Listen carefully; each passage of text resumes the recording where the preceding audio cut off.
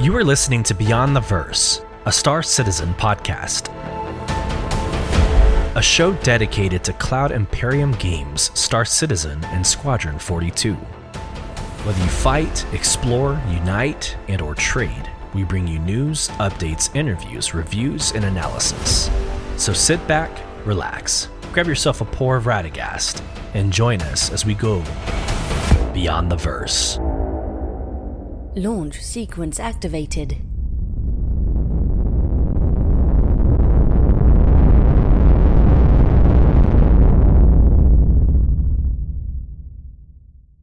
Hello, friends, and welcome to Beyond the Verse, a Star Citizen podcast. I'm your host, Solus. This is episode 62, and we are highlighting all things Alien Week, patch 323.1 alpha, obviously XenoThreat that just dropped earlier today, and what we can expect from the upcoming releases. 0.2 is right around the corner, and 4.0 is still on track for Q3. I hope this finds everybody well. I've been completely detached of all things Star Citizen the last couple of days. This week I was in Seattle, Washington for work. I'm not going to bore you with any of those details, but we had a global summit where we had individuals from Japan, India, Canada, Mexico all converge into Seattle, Washington for an Amazon meeting.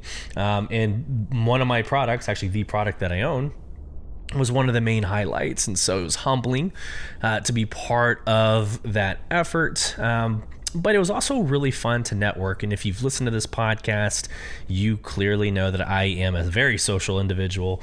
I love building relationships, and so this past week was amazing. Funny story coming out of it. I think it's well known at this point that my coworkers know I have a podcast.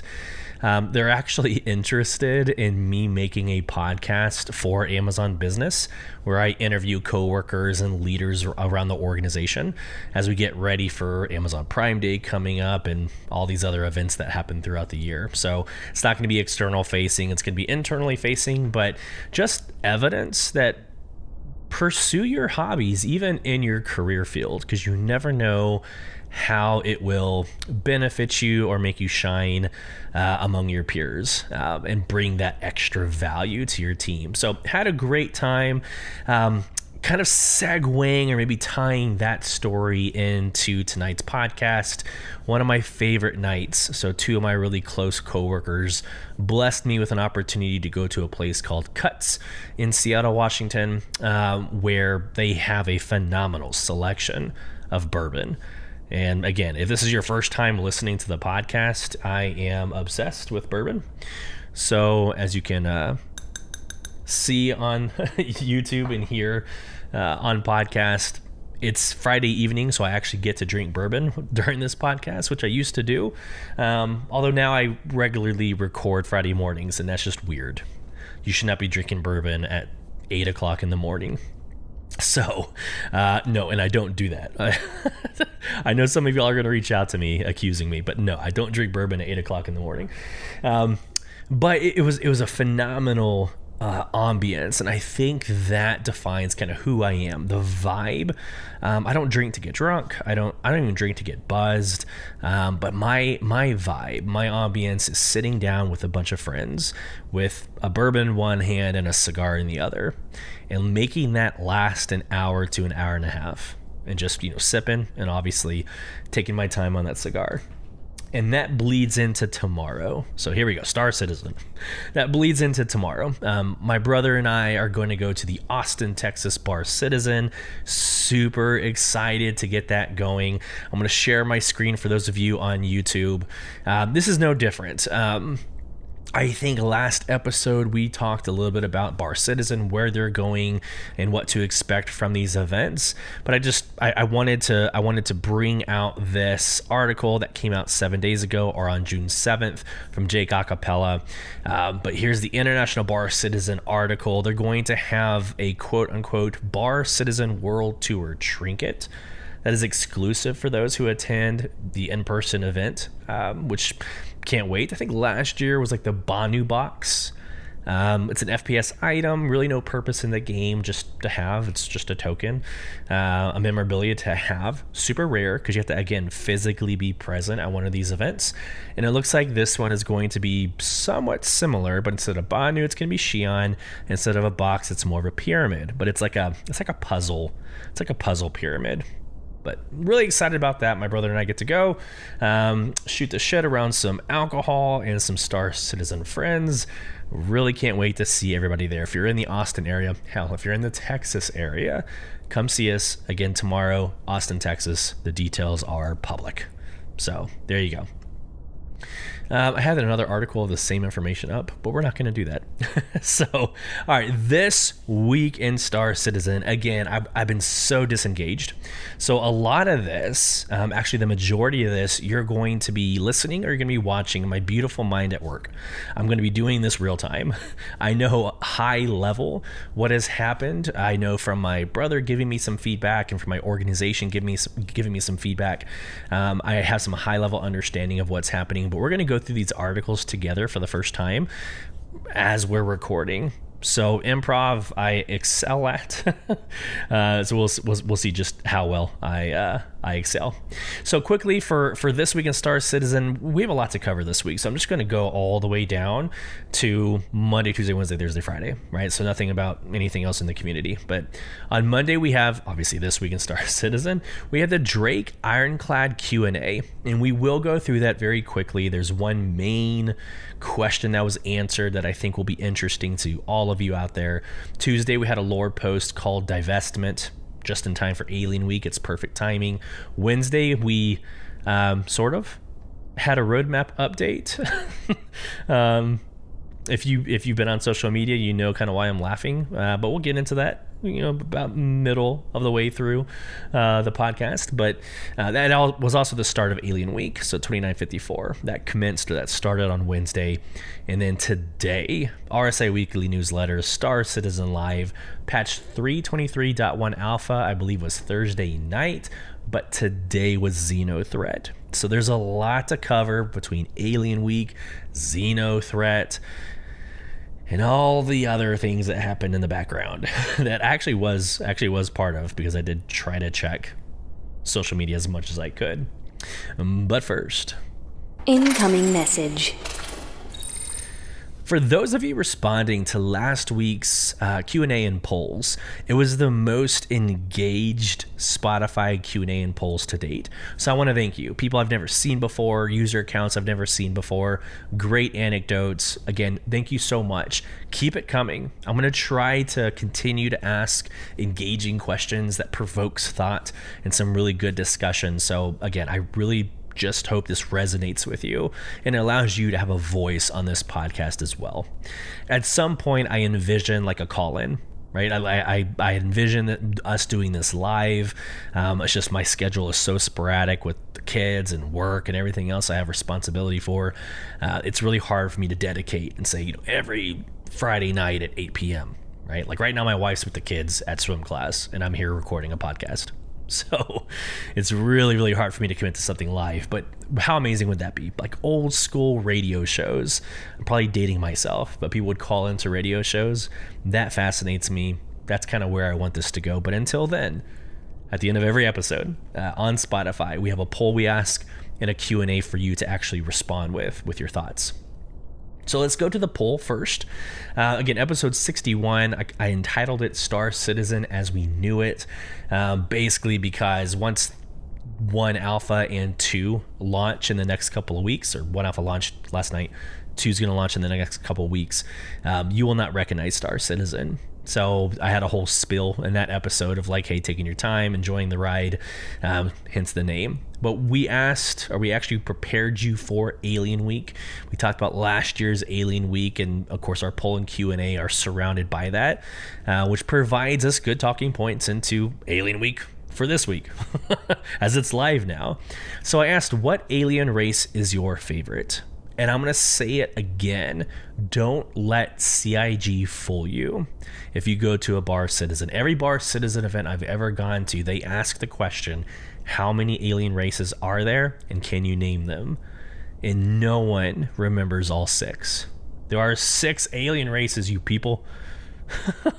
Banu, Tavaran, Vandal, Xi'an, the Krthok, and the Hadesians. So little is known about the Krthok. There's some ships that had a Krthok name on it, but the Hadesians, they're exterminated. Like they don't even exist anymore, right? But that is an alien race in the Star Citizen lore you need to be aware of. So what alien race is your favorite? Let's go through the results. 38.5% vote the Banu. Yeah, they're the most, I would say probably the most involved with us from a human culture perspective, right? You could say the Xi'an with their technology, but mainly the Banu, as we see the Banu Merchantman, the Banu Defender, the vehicles, right? Most of our alien vehicles that we fly, at least from the top of my mind right now, is Banu. Most of our lore with aliens, you can base it back on the Banu. So that doesn't surprise me at all, right? The next down, it's actually a tie, 23.1% between the Xi'an and the Tavaran. That's super interesting. I feel like we know less about the Tavaran than we do the Xi'an. The Xi'an, I feel like you can't trust them. They've waited on both sides of the Vandal War. They have given technology to both sides. We leverage their technology, and they haven't really claimed a devotion or an allegiance to one side or the other. So Xi'an are super interesting. We do partner with their tech to build our ships, or some of the ships. Misk, right, is a good example in the Mirai series. It's a good example of using Xi'an tech. Tavaran, again, we know little of the Tavaran. And then in third place, another tie, 7.7% between the really unknown Krthok and the Vandal. Now that surprises me. I would have suspected the Vandal will be a lot higher. Like when I think Star Wars, like who's your favorite character in Star Wars? A lot of people are gonna say Darth Vader. You know, he obviously, I don't want to get into a Star Wars conversation on podcast, but you can argue the good and the bad inside of like who he was as a character. But he was, you know, the evil character in episodes 4, 5, and 6, right? And then Anakin Skywalker, obviously, in episodes 1, 2, and 3. But people like the enemy, people like the antithesis of stories, right? And that would be the Vandal in our series, Squadron 42. It's gonna be based around, or it's gonna have a lot to do with the Tavaran, or I'm sorry, with the Vandal. And then like 0% voted Hadesians. I don't blame you. I don't know crap about the Hadesians. That's a Paul question of the Astro Historian. Go ask him. I don't know anything about the Hadesians, but I thought that was a very interesting poll, that the Krthok even got 1 vote. That's insane to me. Now this is going to take us a little bit to get through. For the Q&A, I had 9 responses, and again, that's the most we've had up to this point.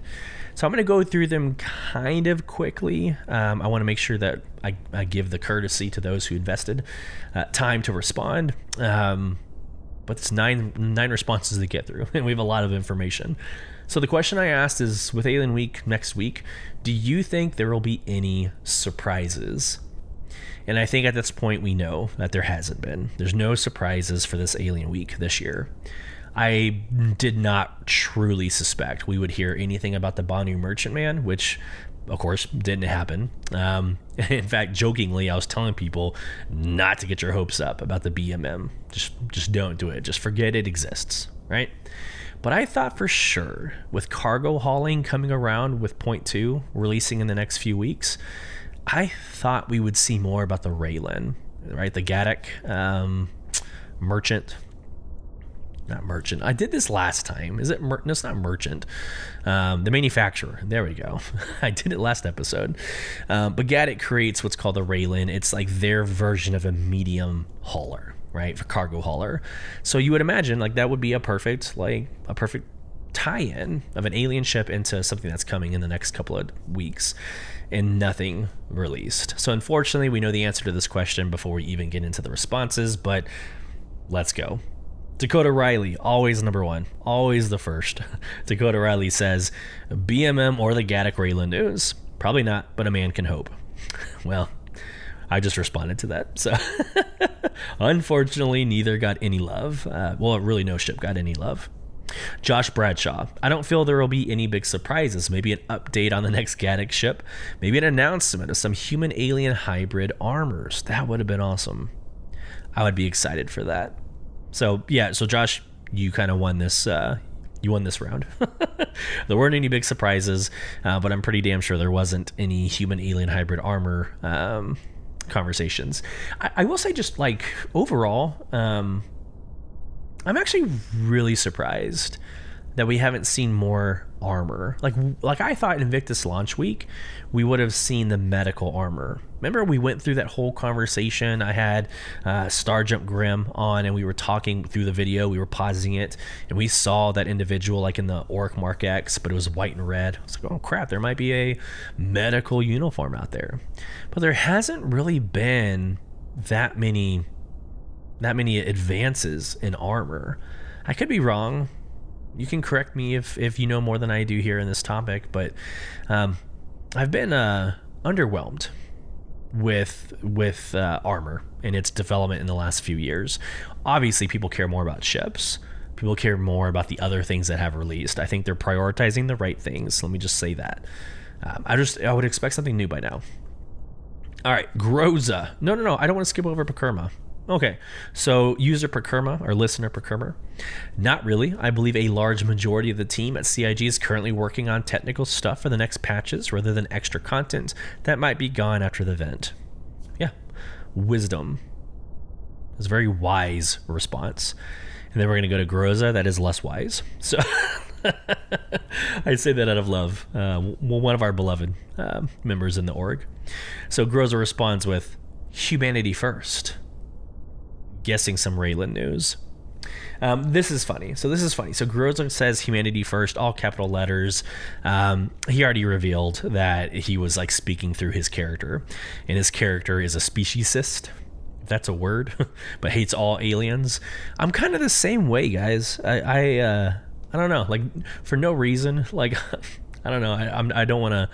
I don't think we should XenoThreat all aliens. Like I don't think that's a thing. But I just don't trust any of them. I don't trust the Banu. They're too nice, right? They're too nice. They're too colorful. They're too, I don't know. I feel like they're gonna stab us in the back at some point. Don't trust aliens. So right there with you, Groza. All right, Nick, quote, maybe, but I don't think so. Maybe they announced that they are making a ship. They have so many ships that they are working on, but maybe they sneak something in. Nick, I think we all wish the same thing. I think we all kind of wish that there was something. Like last year, at two separate times, you had the Santalki and you had the Sulan, right? The starter ship, the Sulan. And I think one was IAE, one was Alien Week or something. It was spread out throughout the year. So like that was a really nice surprise, but for nothing to come out, not even like a news or a heads up. A little disappointing. All right, Sasquatch Rumble, quote, I like to see CIG keep the momentum up and give us an update on either new ships or maybe even Pyro. Would like to see a Tavaran starter. Very interesting. Yeah, I think there's a couple of...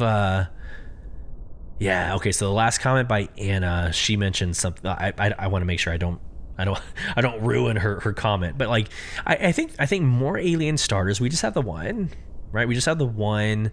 I guess you could argue that the consolidated Outland Nomad, it has alien tech, right? A hover starter craft. It utilizes alien tech, so you could argue that. But the only true alien starter is the Sulan. I would like to see another alien starter. Not my thing. I wouldn't buy it. There's got to be a crowd out there that is interested, right? That would. So I agree. Maybe a Tavaran. I mean, hell, maybe even like a, I don't know, Xion. Make it a Van Duel. Make it a Van Duel starter. How sick would that be, right? Make it look like, like the Blade, like etchy and like violent and aggressive. I like that. It's a good idea. Good job, Solus. John Crew, if you're listening. All right. Next quote, Sean Donovan. I think that CIG will finally release the Raylan. Damn, my heart goes out. I don't know if I'm spelling it right, which is a large caterpillar-sized cargo hauler. I actually don't know, Sean. I don't mean this to be like, combative.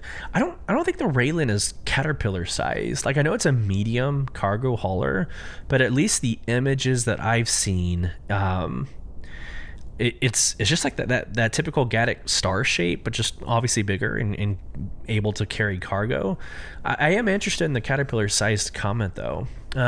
Actually, let's do this, just because I think it's important. Let's go take a look at what the ship page actually says about it right now. And then maybe you were talking like its capability of holding cargo. Like maybe that's what you were referencing. As I type on my machine gun keyboard. It is so loud, you guys. Okay. Here we go. This is the Raylan, right? Here's the spelling, R-A-I-L-E-N. The Raylan. So yeah, again, it looks like the Sulin. Actually, quite honestly, it looks like the Sulin, but obviously significantly bigger. But let's take a look. I can see these pictures. I mean, yeah, it's big. It's big. It's got a huge butt. That's where all the cargo goes. But let's take a look at the specifications. The length 53, beam 52, height 67, and the cargo capacity is 320. So let's remember that, and let's go take a look at the Caterpillar. So we'll say 50s and 300s. Caterpillar. Again, I type so loud. Okay, yeah, this is heavy freight. And again, this is not just I'm not trying to prove or be a jerk. I'm legitimately curious. Yeah, so the length, maybe that's just it. Like the length is 111.5 meters. The beam's 39. The height is 13.5. So the Raylan is bigger in beam and height, but obviously it's not as long, right, as the Caterpillar. And then the cargo capacity for the Caterpillar is about twice as much at 576. So again, really not trying to be that guy. I'm not trying to like prove my listeners wrong. It's a very interesting comparison, quite honestly. And if we start talking alien ships and like just pure curiosity where CIG wants to go with alien ships, they're going to need to start creating like luxury versions, more cargo variants, because I'm pretty sure the Raylan is going to be the first cargo variant that we have for alien ships. So that's going to be interesting. Everett Adams, man, a few words. Response, yes. I love it. I love it. Yeah, I mean, there were some surprises. You're not wrong. There were some surprises, but it's more like we didn't know what colors of paints that they were going to use, right? We didn't know that there was going to be a code that you had to crack in order to get a combat coin, which we'll get into here in a little bit. So, hey, Everett, you're not wrong. Appreciate the engagement. And then this last quote, I did run it after all, but this last quote from Anna. Now, I'm planning on getting the Sulin during Alien Week. I would like a nice Xi'an luxury ship, and it would make my day.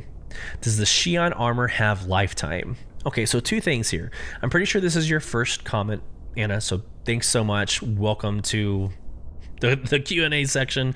I would love to hear more from you. I love this. Thanks for asking a question. I love it. Thanks for asking a question.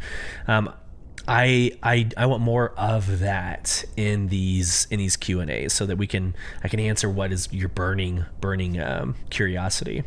So my first response, the Sulin, I tried the Sulin, and this is just a heads up. My personal opinion, just a heads up through somebody who's used it. It's great. It's awesome. It's unique. It's a great starter ship, but it's a very difficult one to kind of wrap your head around. You get into it kind of vertically, which I guess that's not a good explanation. So instead of getting into the ship and looking through the cockpit and like you're looking at the horizon, you get to the cockpit and you're staring straight up at the sky. So in order to take off and land, for the most part, you've got to get out into third person camera just to see what's around you, because you can't effectively see where you're landing or how you're taking off. So it's just a different experience. It's kind of complicated for a starter ship, but it's one that is super unique and fun, to get engaged with. The Xi'an luxury ship, absolutely. And I think we get a little bit of a hint when we look at the Banu Merchantman. It's luxury in a sense. Lots of golds, like the colors are very luxurious. It's that like beige, dark browns, gold highlights. So you get kind of a feel. But I think like an 890 jump, but an alien version of the 890 jump, absolutely. That would be pretty sick, right? I'm right there with you, and I would probably own it, even if I don't like the alien aesthetics. To answer your question, does the Xi'an armor have lifetime? Yes. So the Xi'an armor, you need to think of it as like subscription flare. So it's going to always be in your hangar. I wouldn't wear it until .2 comes out, patch .2 comes out, where you have hangars and you've got item banks, etc. I wouldn't use any of your subscriber gear or like the Xi'an armor, because once you lose it in this current state, it's gone until you do a character reset or until a patch resets it. So I wouldn't touch it, don't do a damn thing with it. But when 0.2 releases and onward, this armor will have lifetime just like your subscriber gear. So I hope that answers your question. And I hope you enjoyed this week's Q&A and polls. Again, at the end of every episode, you will have both a poll to answer and a Q&A. Love it. All right, let's go. Let's get into our first topic. Again, we're like maybe 30 minutes into this podcast, maybe just less than 30 minutes. We've got Alien Week to get through. Well, actually, first, let's back up even more. I'm going to get through the quick news first. So I'm going to go through 323.1 alpha launching. CIG dropping the hammer on accounts that duped. That's exciting. There's a Q&A for the Drake Ironclad roadmap or update, and then we will get into Alien Week and XenoThreat. So let's go quickly. First and foremost, last night 323.1 alpha released. You can go check out the specific details if you would like. I think the main piece here, I scroll through and I look at the actual features in gameplay. The imagery is cute, nice and pretty. There's bugs and fixes, that's fine. But I think the main gameplay, ships and vehicles, and the core tech is what's super, super interesting. So here we go, gameplay. So missile adjustments in both the Retaliator and the new, dang it, the Firebird. Oh my lord, the Firebird. So the missile adjustments were actually, that's the next section. It's not even this one, but they changed the size 3 guns. They changed the amount of ammunition. Again, that's the next subject, not this one. But those 2 ships got missile adjusted, if you will. But this actual gameplay missile adjustment, let me just read it verbatim. It increased the missile lock min and max ranges. It reduced missile speeds, and it balanced missile fuel tank amounts. It reduced salvage cover-up rewards. So there's your gameplay features. I've already told you the ships and vehicles one, essentially. One I haven't told you yet was the Hornet tuning update. So the F7 Alpha Hornet Mark II lateral strafe capabilities have been fixed and should now be in line with tuning expectations. The F7C Romeo up strafing capacity adjustment, lowered boost fuel used for the entire Anvil Hornet series. Then here we go with the missile counts. They've increased the Saber Firebird's missile count from 12 to 24, so doubling it, which is great. That means you get to stay out longer before you have to refuel and refit, right? So that was my one thing. With only 12, you could probably kill 2 or 3 bounties, and then you're back in a spaceport or you're back somewhere refitting. With 24, you're able to stay out a little bit longer. And I think for me, my personal bar of excellence, or maybe my expectation, is that I should be able to keep a ship out for a play session. So like an hour. I should be able to keep a ship out for an hour without having to go back and refit and refuel. So whatever that looks like, that's me personally. I'm not every gamer that plays Star Citizen. But that is what I would expect and want from the ships, is how can we make it where you have to go back and refit and refuel after an hour. I think that's a good balance in my mind. Next, the Saber Firebird ARMR has been modified to reduce all emissions by 40%. which aligns with it being more of a stealth variant, or has that stealth capability. So that makes sense. Reducing emissions, hard to detect on radar and on radar. Good Lord. Updated the Retaliator to have size 3 guns on all turrets and updated turret constraints. Let's get down to core tech. So core tech, performance polish, ship weapon audio balance. It removed vehicle entrance markers when in a different zone or too far away. It made further client performance optimizations, vehicle hit damage network performance optimizations, and full ship weapon audio mixing passes.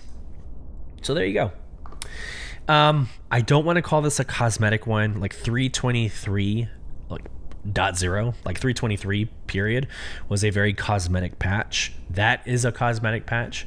So I want to make sure I don't label this one as such, but it kind of feels like it. There wasn't like a new game loop. It wasn't like there's anything new to do as of yesterday. There wasn't anything new to do until today's XenoThreat, which we'll get into here in just a second. So there you go, 323.1 alpha. Just quickly, there you go. CIG dropping the hammer on duping accounts. So sharing my screen for those of you on YouTube. I'm going to read the article, I'm going to respond, and we'll go from there. Real quick, before I do that, I'm going to say this again, and I'm going to continue saying it several times from here on out. You will not hear how to exploit on this podcast. If you've been listening to the last several episodes, you knew that there was a duping exploit, that it existed, but I will not go through the details on how they're doing it. I do not want to be part of the problem, right? So, sorry, not this podcast, right? That is my principle.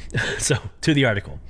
Hi everyone, we've completed an investigation into multiple exploits within Star Citizen that compromised stability and negatively impacted the in-game economy. As a result, we have resolved multiple AUC exploits in 323.1 alpha, and we've identified suspended over 600 accounts involved in exploitive behaviors, while also removing the illicitly gained AUEC from the Star Citizen ecosystem. Cheating and exploiting undermine the integrity of our game and the efforts of our dedicated backers to help us build Star Citizen. We take these actions seriously and assure you that we are continuously developing additional measures against cheating and exploitation. We will continue to prioritize triaging exploits with the highest urgency to isolate and address these issues as they pop up. At this stage of development, exploits and issues like these are likely to arise, which is one of the benefits of open development and working closely within our community. Identifying, testing, and reporting exploits is acceptable and encouraged. We've gained valuable insights through your issue council reports, and we thank you for that. Here is the $1 million comment. However, once an exploit is identified and confirmed, continued abuse for personal gain will not be tolerated and will result in action on our part. Once again, we're super appreciative of your efforts in flagging recent issues and your general support in utilizing the Issues Council. We'll keep you updated as we continue to develop measurements to ensure fair play. Thank you and see you in the verse. Whew. How do you feel about that? And that's probably going to be one of my Q&A and poll questions. How do you feel about the 600 accounts that were removed because of duping? Here's my deal. Get there you go. That's how I feel. Very, very transparent with this one. Yes, identify it. Yes, go to the Issues Council. Yes, shine light on it.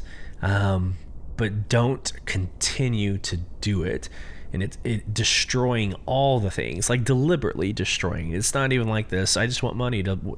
You're deliberately destroying an ecosystem that was one of the main focuses for these next few patches, right? We had the whole ecosystem team, the economy team, on one of the Star Citizen lives come in and talk to us about what they're looking at and what they're looking for.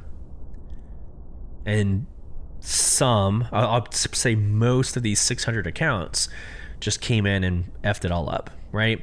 And why I say some or why I say most, we do know of a few. Like, I have some friends in social media that were part of the suspensions that shouldn't have been, right? And CIG has corrected it on the ticket system. So they filed a ticket, they appealed, and they got it overturned, right? So they have their account back and whatever. So like it's gonna happen. But here's where I land the plane, right? Like here's my summation. Good. A studio needs to have the intestinal fortitude to drop the hammer, because you're going to have Grand Theft Auto and Red Dead Redemption Online community members play this game. And they're going to look for ways, and I'm not going to even go into the whole griefing thing, because I think that's actually a legitimate debate. Like, what is griefing and what is like allowed and not allowed? We can debate that. That's actually not this part of the conversation. But you're going to have people that are deliberately effing the game over. Deliberately. And they know that they're doing it. They know that they're cheating. They know that they're capitalizing on an opportunity in a game in alpha and beta, right? It's not okay. There's a difference between identifying a strategy and like really capitalizing on the strategy, but it's an intentional game loop, and it's obvious. We're all freaking adults. Like, we know what the difference is between right and wrong. I'm sorry, but most of us do. If you know that there's a problem and you're like, I'm going to get 1 billion freaking UEC in a day and a half, well, this is what happens. And good riddance. Good riddance. There's no place for that behavior. You're just ruining it for everybody else. Getting off my soapbox, I find it fascinating. I applaud you, CIG. We need studios to do this. Now, there might be a better way of doing it. Again, I don't know what that looks like, but there might be a more balanced way where we don't accidentally suspend the wrong accounts. Okay, we can get into that debate too and how that looks. But I'm telling you right now, there's not a lot of community teams. I'm speaking on behalf of New World, Amazon Game Studios. There's not a lot of studios who know how to do this well. It's very, you want that to be the last resort. The last resort is suspending someone's account, right? You're basically saying you cannot play this game ever again. It's a very slippery slope. Okay. Drake Ironclad Q&A. Let's go. I don't want to spend too much time on this. Great information. Go read it. Super important. But there's some interesting things that I do want to call out. So don't care about who it competes with. Don't care. Can the Ironclad be used as a mini carrier? What's the biggest ship that can fit through the retractable roof? Yeah, absolutely can. Just like any other ship, you can stuff whatever fits inside of whatever you want it to. Right? Go have fun. Here is the main question, the most commonly asked question that at least I observed about the Drake Ironclad or the Drake Assault was, can the Assault have, or will the Assault have, a retracting roof like the base version? And the answer is yes. So yes, the retracting roof is a shared element between the two versions. However, turrets were changed for tractor beams. Or I think it's vice versa. However, the tractor beam setup is removed, so utility is significantly compromised in the Assault version. So there you go. Super important, answers the biggest, most commonly asked question, in my opinion. If you want to know if there's an armory in the Assault, go ahead and read that. Good stuff. The only other thing I wanted to call out was this command module. There was a lot of questions about the command module, and let's start with this first one. If you self-destruct, can you initiate a self-destruct in the command module and detach to fly away? What does that look like? And both systems, both the main hull and the command module, have separate destruction self-destruct modes, right? So in the main hull, there's like a computer system, there's like a command area that you can go in, or control room that you can go and blow it up, but your command module will also have the ability to self-destruct. Next question, is the command module shared between the Ironclad and Caterpillar? It most certainly is. Super exciting. However, the Ironclad's module is a slight redesign of the original Caterpillar one. There you go. This is interesting. If you detach the command module, does the Ironclad become a flying brick, or can you still steer it from the ship itself? Yeah, so it becomes a brick. The Ironclad is exclusively flown with the command module. With it detached, the main hull can no longer fly independently. However, it does retain power, cooling, and other functionality like tractor beam control and self-defense. So doesn't that just become your base?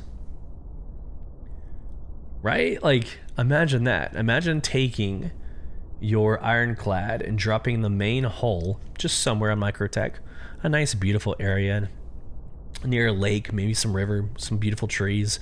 Drop that shit on top of some Merrick's, right? Fly off with your command module. It's persistent universe. It's going to stay there, and it's completely powered with self-defense capabilities. Isn't that the first version of base building? Just drop your Ironclad somewhere. I thought that was super interesting. Insurance. They're still trying to figure insurance out and what that looks like for the command module. Does the command module have quantum drive? Yes, the command module has a quantum drive. So I just thought there was just a lot of questions based around the command module, which was surprising to me, but very, very, very good questions nonetheless. More Q&A in the Drake Ironclad. If that interests you, have at it. We have a lot to cover, so I'm going hot and heavy. Roadmap roundup. Didn't happen. There you go. Next topic. I'm kidding. I mean, I'm not kidding. Nothing was released at all whatsoever. But there's really nothing else to say. I do kind of, I actually want to respond to it though. So roadmap roundup, no updates for release view this week. All features currently listed are on track. No additional final reviews have taken place. No progress tracker updates this week as work continues on long-term planning, yada, yada, yada. Maybe a little bit of drama coming out of the community, or maybe some like emotional reaction to this. We haven't had much of a progress tracker, if at all, this year. Really at all. And I think there's some I don't share the concern. My community, my organization doesn't really share this concern. But what we saw on social media this past week is like, where the hell's the direction of this game going? There's not a lot of intel, based around the progress tracker, as they're not really releasing much information at all. They've hinted at 0.2 dropping in the next couple of weeks, and then 4.0 at some point in Q3. But like, how are those tasks coming along? What are the ETAs on some of those tasks? I think there's a lot of those individuals, to include myself, that like looking at those details and, surmising and building content around it, and it's just not there. None of the information is there. So I think there's just a general disappointment that on Monday they say, like this week in Star Citizen, there's going to be a roadmap roundup. And then Wednesday comes around, they're like, there's not going to be a roadmap roundup. So why even brief it on Monday in this week in Star Citizen? So I think that's, I don't know. I can understand kind of both sides of the response to roadmap roundup. Okay, meat and potatoes of our podcast. Here we go. Alien Week. And we're going to start with the Spectrum announcement for Alien Week first, and then we'll get into the new player guide, and then we'll get into the meat and potatoes of Alien Week. In that same spirit, we're going to go through the Spectrum announcement of XenoThreat. We're going to go through the new player guide for XenoThreat and the meat and potatoes for XenoThreat. And that'll probably be enough for this podcast. Don't think we'll go into the lore reading of the divestment. Squadron 42 monthly report. Spoiler alert, there's not a lot of new information. They're just still polishing. So here we go. Alien Week. Boom. Although humanity has been in contact with the Xi'an Empire since 2530, we've only recently enjoyed friendly and fruitful relations, forging a powerful alliance of trade and security. Join us in celebrating this prosperous union, this Alien Week, June 12 through June 24, with special events and fun interactive adventures both in and out of the verse. As part of our celebration, there will be time-limited offerings on ships, paint schemes, along with drinks, with the devs on our International Bar Citizen Weekend. And don't miss our Super Galactic XenoThreat Smackdown Community Contest. Share your best fan art, screenshots, videos, or even roleplay creations with us on the Community Hub. The cherry on top, as a backer, you can test fly 4 Xi'an ships for the duration of Alien Week. From cargo to combat to pure speed, there's something for every taste and play style. Visit the official Alien Week 2024 website to get involved. All right, here we go. Enjoy everything Alien Week has to offer. So there's a bunch of links. We're going to go through all of them together. And then some essential Xi'an sentences. I don't want to do this. I don't want to do this. I suck at other languages, but you guys, you're going to kill me if I don't try. My first sip of bourbon for the night. I'm going to try to get through this. Okay. Greetings or hello. Shisulin. I'm going to say Shisulin. Why not? Say I'm Niku. So Niku is one of the community managers, or he's on the community team. So I'm Niku. Isen Niku Noah. If you want to say what's up, it's Axeoa. I feel good. Iko Noah. I don't feel so good. Iyo Cold Noah. Feel better soon. I can't do that. Stop. This is stupid. It's stupid. You know what they need to do? Actually, let's just do this. Hey team, CIG, for those of you listening, have like a little sound bite next to each one of these names where you click on it and you're like, oh shit, that's how you say the damn word. So I'm not doing this. So I don't want to be doing this every time, but hey, it's rough. Or have like maybe this is how Solus would pronounce it, and then click like the actual way. That'd be kind of a funny diptych. For my sanity and my well-being, I'm not going to continue trying, but my God in heaven, like those are the Xi'an language is something else. So there you go. I know, it's fun. Go try it. Go try to translate. Like there's a whole guide on how to translate, but there's no guide on how to speak it. So there you go. What am I looking at? What is this? New player guide. All right. Sharing my screen for those of you on YouTube. So the new player guide for Alien Week. Basically, if you're listening to this podcast and you've wanted to dabble in Star Citizen, you just haven't yet, Alien Week's a fun, kind of a unique time to get into it. Just know that XenoThreat's also going down. So there's just a lot of like chaos in the verse right now. In a good way. There's a lot to do. But come join. This is a really good time to join. I actually got my game to play a lot smoother. For the last 2 weeks, I've been hard crashing to desktop, but I've learned that actually it was on my side. I had Windows updates I needed to do. So kind of a PSA for those gamers out there. I don't know, once a week, maybe before you start playing, make sure that all your drivers are updated and make sure your Windows 11, especially Windows 11, is updated to its fullest point in time.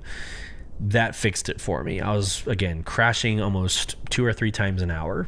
And then today I had actually a really good play session. So I'm pretty sure it was on me. All right, so welcome to the verse. Here we go. In Star Citizen, you can be whoever you want to and explore the stars on your own terms. You can mine or haul cargo, salvage space wrecks, hunt bounties, become a mercenary, or even take up a life of crime. Fly and drive its vast variety of vehicles and play how you want to play. The possibilities are endless. Alpha 323 Adventure Beckons talks about what is released. The new player experience is now offered at all landing zones, so learn the ropes wherever you feel most comfortable, be it on the crisp, cool air of Microtech or the gritty industrial ambience of Hurston, said no one ever. Don't start in Hurston. Plus, Alien Week has commenced. Join us for fun alien-themed adventures, both in and out. Here's a XenoThreat, and go play. Have fun. So this is a great guide. I'm just going to go through the questions, not going to answer. More than likely, if you're listening, you already know all this information. But where's my ship? I'm in my ship, but how do I fly it? How do I make money, and where do I spend it? You still need help? Here's a guide system. So I myself am a guide. I take an opportunity probably once every 2 or 3 weeks to get in there and help a new player. It's fun. It's rewarding. It's a good recruiting tool if you want new people inside of your organization. So go and be a guide. But there's a guide system to help you out where a human is actually on the other end of the game playing with you. There's a welcome hub with videos to watch, where to find like a Q&A for technical issues or server issues, like the status page and whatnot. Of course, some community drops, mentions about emergent gameplay, becoming part of the community with like bar citizens, join the organization. So the organization page, Soul Provision, is an amazing organization to be in and grow if you would like to. So again, this is just a really well put together guide. Maybe too much information as it gets into like what are distribution centers, character creator. I don't think that necessarily needs to be in a guide. It just says it's there. Okay, but I thought it was a well done, and it's a good segue for new players getting into Alien Week, which is the next topic. Here we go. Good old Alien Week. Top to bottom, this is it. The Xi'an Edge. Despite a rocky start, humanity has enjoyed an increasingly fruitful relationship with the Xi'an since first contact in 2530. However, it wasn't until relatively recently that we've been able to take full advantage of the alliance. Thanks to the ratification of the Human Xi'an Trade Initiative in 2947, UEE systems have seen a steady uptick in the Xi'an-made and inspired goods. Even corporations such as MISC, specifically its Mirai sub-brand, are taking full advantage of the cutting-edge technology coming out of the Xi'an Empire. Join us in celebrating this continually prosperous alliance this Alien Week, with the special events and fun interactive adventures both in and out of the verse. Tales from the Cryptograph. We're going quickly. All of you history buffs out there, the Astro Historian, will be familiar with the epic games of cryptographic cat and mouse played by the UEE and Xi'an during the Cold War. Intercepting and decoding enemy intelligence became something akin to an art form for both sides of the conflict. Of course, figuring out which were solid intelligence and which were red herrings was an altogether different story. Years later, with relations between the empires in a true golden age, crypto tricksters still challenge would-be codebreakers to decipher their messages, with thankfully much lower stakes. That plays more into kind of an outside of the game contest or code breaking that we'll get into here in a second. So new looks for a Xi'an ship, or new looks for Xi'an ships. So last year it was bright purple on like maybe like a teal green and a light blue, and I think it's a lot more like green and red this year. So two popular Xi'an conversions, Gaddock's Reliable Sulin and Apoa's Lethal Sentok Yai, receive the Harmony and Oculus paint. Oculus? I think it's Oculus. Paint schemes. So there you go. You see it on the screen. It's like a base green with like reddish orange highlights. All right. Super Galactic XenoThreat Smackdown. We'll get into this next. I don't really want to get into the XenoThreat just yet. That's a whole nother topic. All right, a beer you will guzzle, then relax with a puzzle. This is if you go to a Bar Citizen. We talked about it at the top of the podcast, but if you join one of the in-person Bar Citizen events, you get this like barcode, and you scan it, and it puts this pyramid that you're seeing this individual holding. You get that pyramid in your FPS or in your hangar. Here is this crack the code.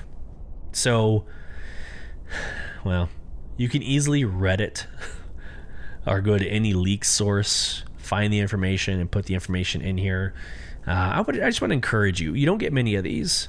You don't get many opportunities to crack puzzles in this game. It's not old enough yet. It's not mature enough yet. So really write it out. Now, if you're on the last day and you just can't figure it out, by all means, go for it. Go to Reddit. But give it a chance. It's actually a lot of fun. So, can you crack the code? Quote, feeling lucky, code breakers? Think you've intercepted and decoded a secret Xi'an communication? Enter it below and find out. Diligent code breakers will earn the Alien Week 2954 challenge coin as a reward for their keen eye to detail. Enter the secret Xi'an message here. Now, I have done it. So let me just, before I click on any other link, I'll at least show you what the item is. So let's go to my hangar. Here we go. Alien Week 2954 challenge coin right here. It's beautiful. It's a really beautiful coin. I actually haven't looked at it in game, so I don't really know size, or I don't really know what it looks like in game. But in this picture, it's like a base purple with light pink or maybe red highlights with a gold perimeter on the outside. So really kind of cool. I love the dated stuff that they've been doing. It's really awesome. All right, let's click on more links. Alien Week specials. All right. I think this is the next. I didn't have to click on it. It was already here. Okay, so again, this is actually new information I haven't been able to see yet. I actually don't know what I'm about to read to you. So here we go. Explore out of this world offerings, the hottest alien vessels. Xeno enthusiasts rejoice. This Alien Week brings limited time offerings for all you Xenophiles out there with ship sales, paint schemes, and more. For those with a taste for the moribund, completing the Vandal Swarm mode in Arena Commander unlocks the ability to pledge or upgrade to a dreaded Vandal Glaive. Reminder that there's a limit of only one dreaded Vandal Glaive per account.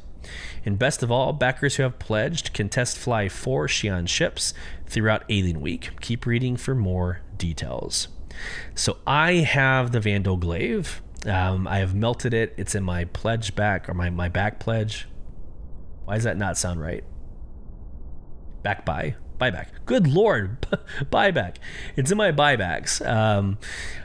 And this has nothing to do with the alien aesthetic. I'm better in other vehicles. I could not, after weeks of trying in Arena Commander, maybe it's different with Master Modes, but weeks of trying in Arena Commander, even inside the PU, I was not good flying the Glaive. So I have it. It's just in my buybacks if I ever wanted to bring it back out. It's worth it aesthetically, perhaps. I just think there's better ships in the game, in my opinion. All right, test flights. Backers with access to the persistent universe can try out 4 Xi'an conversions throughout Alien Week. The test flight ends at 2000 UTC on June 20th. This is from cargo to combat to pure speed. There's something for every taste and play style. And I'm just going to test this real quick. All right, so we have the Santok Yai. We have the Nox. And again, this is how I'm just not... I think that's a Sulin. The Gaddix Sulin. And then I don't know what this other ball thing is. I think that's the Kurthok. I don't know. I tried to guess. I'm looking at an image, looking at pictures of the ships. I'm just not an alien flyer, so that's the best I got. So those are my guesses. Let's see where they're listed.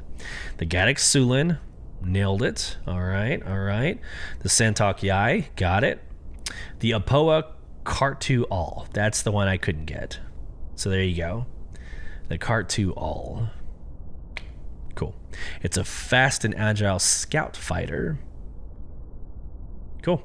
And then the Apoa Nox. That one's pretty damn easy. So I got 3 out of the 4. Also, Alien Ship Weeks, Alien Week ships. You've got the Blade. Looks like you have 12 you can buy. You've got the Blade. You've got the Defender, which the Defender is actually a really nice ship. 2-seater. You got 2 different cockpits, one on port side, one on starboard side. It's got that Banu gold, right? The Banu luxury. It does have a ramp to get into its belly, so you could use it for box missions. It's not a bad ship for $220. So let's keep going. Here's the Glaive. Again, Glaive is, I just couldn't figure it out. It's got the asymmetrical look that a lot of you Drake flyers love. I wasn't good in it, but it is aesthetically a pretty badass ship. Let's keep going. The Kar2 All. Why would you put the Banu Merchantman in here? So the infamous Banu Merchantman that'll never come out. $650. Let's keep going. Here's the Nox, the Prowler, which I'm pretty sure is still bugged. The Raylan, Santok Yai, back to the Sulin. Oh, I didn't do that. Sulin, the Talon, and the Talon Shrike. Cool.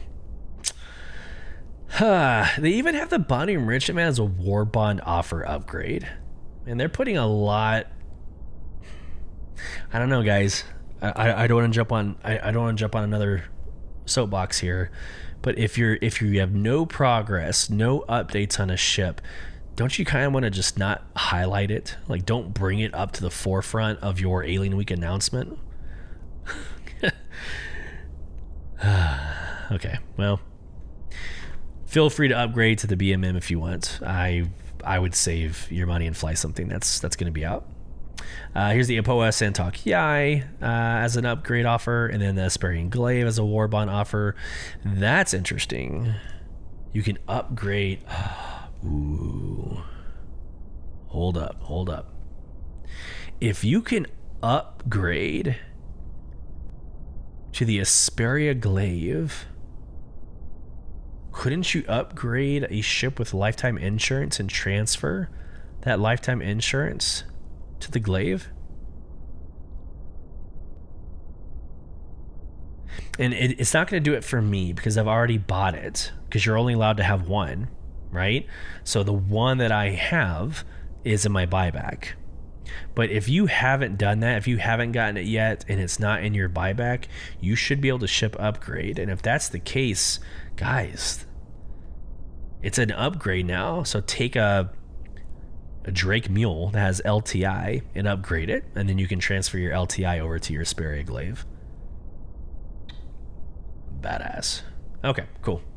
There's some paints. There's Harmony paints, the Oculus paints, Wanderer paints. Wanderer paints were last year, if I'm not mistaken, the purples. Yes. So there you go. Alien gear, nothing new. So to that, to the individual's comment that called out alien gear, wanting to see alien gear, nope, doesn't exist for this this release. Okay, so there's all things Alien Week. Oh, but by the way, let me show you this. There is a really awesome hoodie that I'm pretty sure was showcased for the first time at CitizenCon last year, but it's the First Contact hoodie, and there's like different scripts, like alien language up the sleeves, but it's actually a really badass hoodie. I'm actually interested in getting one at some point, but I guarantee you, let me click on this. They don't have a double XL, I guarantee you. Ooh, they do. Ooh, damn it. I might actually get it. You know what's funny? This is completely off topic. I just scrolled down and saw the Navy field jacket. The Navy field jacket has been something I've been wanting for the longest time, but they don't have anything larger than a medium. They have nothing in like large XL, 2XL. They've never had that. But that jacket looks pretty sick. I would totally get that jacket. But they do have the First Contact hoodie in an XL or 2XL. I digress. I digress. All right, so there's that. Overdrive Initiative. Here we go. So changing direction. Alien Week was about 2 days ago. Actually, it was yesterday? 2 days ago? Yeah, it was Wednesday is when it released. But yesterday was 0.1 alpha, and then today was the pickup of Overdrive Initiative. So there's 3 phases to XenoThreat. I'm not going to go through them right now. It's going to run it when I get to the actual article itself, but there's 3 phases to this new XenoThreat. So it's still considered Overdrive Initiative. Here is the Spectrum announcement for it. I always start with Spectrum because it's a very good shot glass summary, but we hope you've enjoyed taking on Overdrive Initiative over the last few weeks, disrupting XenoThreat's plans both on foot and in the cockpit. We wanted to give you a heads up. Shortly after the release of Alpha 3.23.1 Alpha, XenoThreat is preparing to turn up the heat and bring its full might to the Stanton system. If you were looking to complete all 5 phases of the Overdrive Initiative ahead of their incursion, now is the time. Open the Priority tab in your Contracts Manager to get started. For the latest on the patch release, keep an eye on our testing channel over on Spectrum. So this was actually June 11th. This article, the Spectrum article, was 3 days ago. So that was in preparation for today's drop, which is now what you're looking at on screen. And we are actually going to end the podcast after going through XenoThreat. So here we go. Scrolling through. A lot of this information has not changed from the Overdrive Initiative information. So the kind of lore leading up to it and why we're doing this, that really hasn't changed. But I would like to go ahead and show you all the video. We're kind of watch this together. Again, for those of you on YouTube, you can hear it if you're listening on podcasts. But let's just watch the teaser. It's a really fun one, and we'll get into the information. Here we go. Start.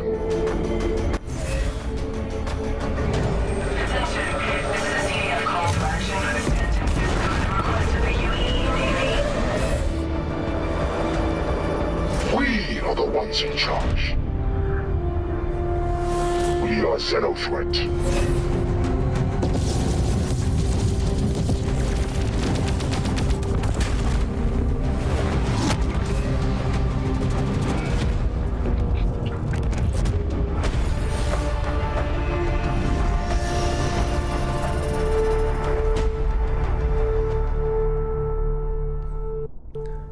Boom. Just a really good video. It's actually done in conjunction with the community. So it wasn't just CIG who made that video. It was also members from the community that helped make that video. So really awesome to see that happen. But again, just a motivational video of what to get or what you can expect to see. A lot of Idris fightings. So that is Idris fighting. So that's kind of exciting to see that ship back in the verse. Pretty sure you can board it, but we'll get into that here in a little bit. Who is XenoThreat? Fast forward. The XenoThreat event. Here we go. The XenoThreat Global Event is a server-wide event unfolding over several action-packed and engaging phases. The Navy's Aegis Javelin Destroyer, the UEES Warhammer, is being restocked at INS Jericho Station near the Stanton Pyro jump point. Unfortunately, XenoThreat has been intercepting and destroying supply convoys, so the Navy is requesting CDF, that's you and me, assistance retrieving the scattered cargo and delivering it to Jericho Station. As XenoThreat forces are still at large, combat support is also needed while resupplying the Navy flagship to keep attackers at bay. As soon as Warhammer is restocked and ready for combat, you will engage XenoThreat's capital class ships and dangerous fighter escorts in an effort to drive them out of the Stanton system. So just reading that alone, it reminds me of last year's XenoThreat, right? You were basically helping around the INS Jericho. The difference, though, is that the Jericho was up in the Microtech system. It was actually, like if you're looking at the star map, it was like northeast of Microtech. Now it's going to be in the Pyro jump point, which is super badass because we're right around the corner from 4.0. So I like how they're doing that. Phase 1. With XenoThreat's declaration of war, you are called upon to join the Civilian Defense Force to eliminate this threat to the Stanton system. Phase 2. The message from Special Agent Rowena Dooley, the CDF coordinator, orders you to report to the INS Jericho Military Station, which is located in the vicinity of the Stanton Pyro jump point. All help is needed to fight back against XenoThreat, so it doesn't matter what ship you pilot or whether you go in a group or alone. In this phase, you're tasked with protecting and resupplying the UEES Warhammer, a Javelin destroyer docked at the INS Jericho. The supplies are available approximately 600 kilometers away in a wreck site of destroyed Navy ships. Caution is advised on approach, as XenoThreat ground troops may still linger. The materials can be found in secure containers in the cargo hold or floating around the wreck site, all with different properties. We recommend bringing along a multi-tool with a tractor beam attachment to handle some of the containers, as you won't be able to do so by hand. Note, however, that XenoThreat is highly active in this area, so always watch your back or bring security. While you're off gathering supplies, the Javelin docked at the station may also be attacked by XenoThreat. It must be defended at all costs, as it cannot protect itself while its resupply is running. Once you've got the cargo on board, travel back to Jericho Station and hand it in at one of the terminals. When all the required materials have been collected and handed in, the next phase of the event begins. Phase 3. As soon as the supplies are replenished, the UES Warhammer will fight alongside you against XenoThreat, who have brought an Idris with several escorts. With combined firepower, you must face the waves of attack and ensure that XenoThreat are stopped. All right, so again, that reads very much like last year's XenoThreat. It's going to be very familiar, but I think even more exciting given its proximity, or given its location for this year. Specifically for Phase 2 of the global event, you'll be tasked to deliver 4 types of materials, some of which possess a certain instability. These instabilities will be triggered when the materials are obtained. Keep reading to learn more about what to look out for. These are actually, I love this. So they're like timed. Certain colors of cargo is timed. It's really awesome. So this first one, it's a green container called Zetoprolinide. Zetoprolinide is an industrial reactant chemical that has found widespread use in neutralizing irradiated materials. Due to its volatility, it must be kept in an electrically charged state. It will lose integrity outside of containment, eventually leading to a rapid exothermic reaction. The current deterioration state is displayed on the container display. Zetoprolinide degrades over time until breaking down completely. Time sensitive. So that's number 1. Number 2 looks freaking badass. So the first one was green and like vertical cylinder containers. This next one is blue and it looks like it's lasers pointing into the center. This actually looks really awesome. The Acryloplex composite. The Acryloplex composite is a moldable material used in the construction of explosives. In addition to being commonly used in demolition applications for heavy industry and mining, it is also used to create small potent warheads. Care must be taken while transporting larger quantities of the composite, as it is impact and heat sensitive. So basically, one's timed, one sounds you can't you can't be you can't quantum travel with it. Perhaps, maybe. So there's like a time sensitive one. There's like one that limits your abilities on how to fly. Let's read on. This next one looks like a nuclear bomb. Duluthermex. So let's say Duluthermex is an extremely heat-resistant epoxy, often used in the mounting and repair of ship thrusters. It is considered very difficult to transport in its uncured state, as it becomes explosively unstable when exposed to Chan-Eisen fields during quantum travel. So this is the one that you can't quantum travel with. Specialized containers must be used to safely transport the epoxy over long distances. Once set and cured, Duluthermex is no longer reactive. And the last one looks like, ooh, this is a big one. This is like a 32 SCU. This is 16. It says right there on the side.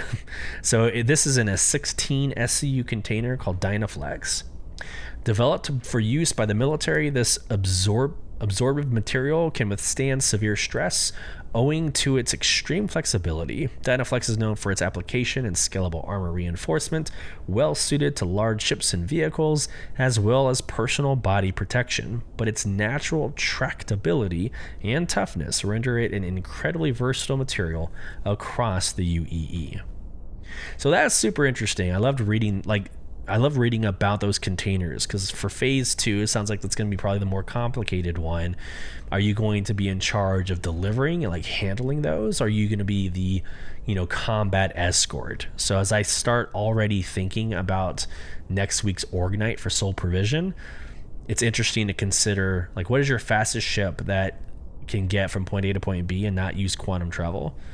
That's going to be super important, right? All right, moving on.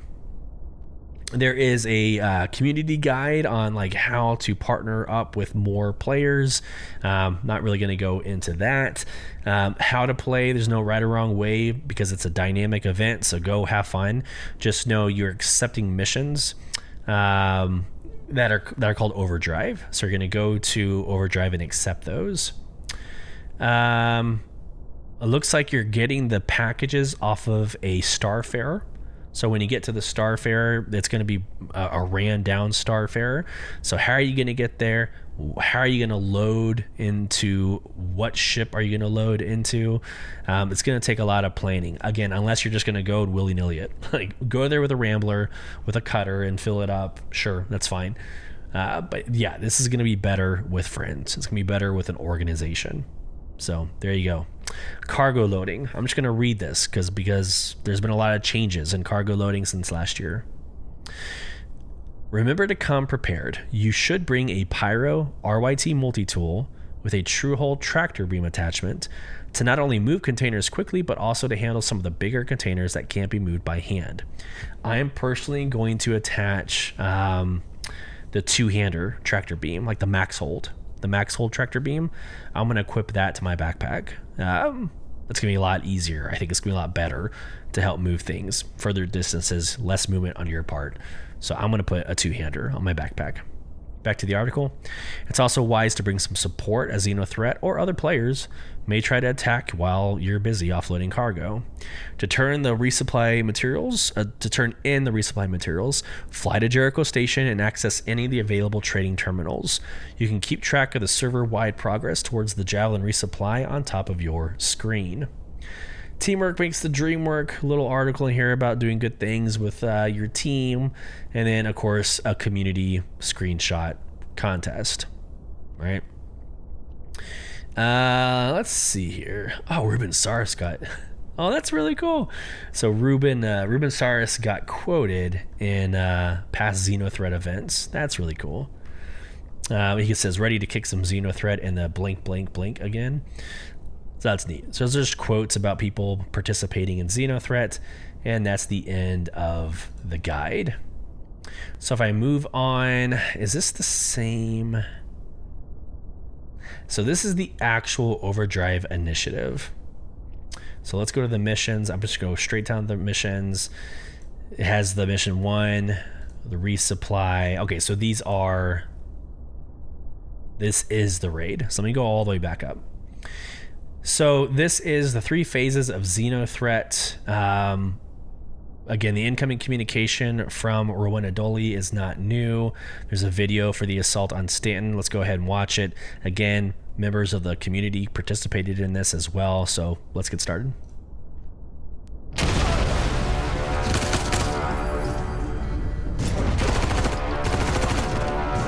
XenoThreat raiders broken into the Stanton system and attacked vital resupply convoys. It is our mission to repel their forces and recover these supplies. Be advised, we are 10 clicks from wreck site. Engaging. Hades, we're engaged with about 6 fighters. Over. Flash lock. Contact front. Contacts rear. Contact down. Nice work. The XenoThreat Idris has just shown up. Be advised, the enemy Idris is wide open for the assault. Launch the boarding attack now. Drop. Multiple contacts in hangar. On your left! Hero, get upstairs. Take a left down this corridor. Contact! Grenade!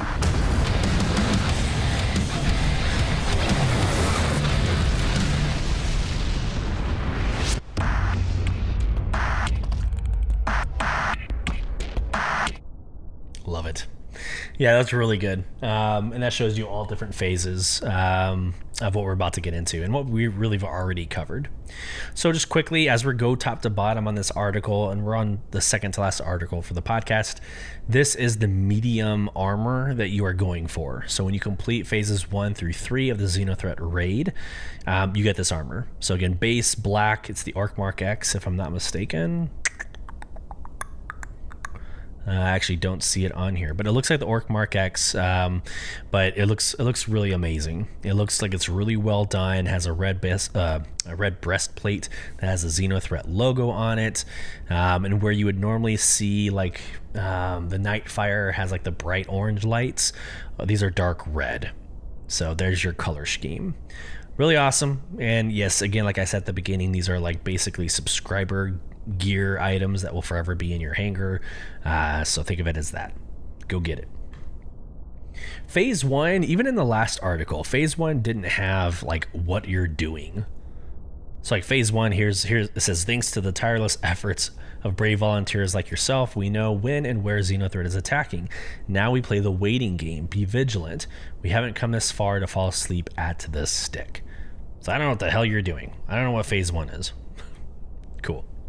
Phase 2, resupply, right? This is what we just covered with all the different types of boxes. So assist in resupplying the Navy Javelin Destroyer. Very cool. And then Phase 3 is the main assault. So you can see in this image, just pure chaos. I'm pretty sure this was the image, I'm pretty sure this was the image that was used last year in XenoThreat. I could be entirely wrong. Looks very familiar to me, but I'm looking for like new ships. Like, do we have like a Firebird somewhere? Yeah, I don't see like a Firebird. So this actually might be a reused image. But anyways, pure chaos. I loved my time in XenoThreat last year. It was awesome to see like 20, 30 people going after an Idris all at once. Super excited to get in it. And then again, in the pledge store, we have 15 ships. Quickly going through those, and then we'll get into the community contest to wrap things up.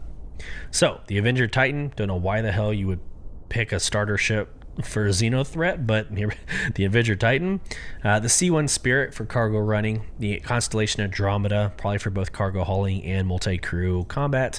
The Eclipse is your torpedo ship that's going to be really good to take out the Idris, or help take out the Idris with its size 9 torpedoes. The F7C Hornet Mark II, that's the latest and greatest, or one of the latest and greatest, that started back in the Overdrive initiative, that upgraded to the F7A Mark II at the end of that event. So it's a very phenomenal ship. M2 Hercules, that's the military variant. So obviously to defend, but it also has a lot of space to run cargo. But again, with things being time sensitive and volatile, I don't know if you're going to spend time filling up an entire Hercules with those types of boxes. Moving on, the Reclaimer. You're going to blow shit up. It'll be nice to, salvage what's out there. So don't blame you for wanting that. The Reliant Tana, don't know, don't care. Sounds like an alien ship. I know it's Misk, but I don't know. I actually don't think I've seen anybody fly that in the game either. So the Retaliator, new gold standard modular, right? The Retaliator has the gunship option that has several large torpedoes on it. So I think the Eclipse just times like 3 or 5. So that's a phenomenal ship, multi-crew as well. Scorpius Antares, that is your EMP and quantum dampener. If I'm not mistaken, I think it's both, but it's a Scorpius with those capabilities. Really awesome. Vanguard Harbinger, Vanguard series. I don't personally like them, but that's just my personal taste. They are phenomenal gunships.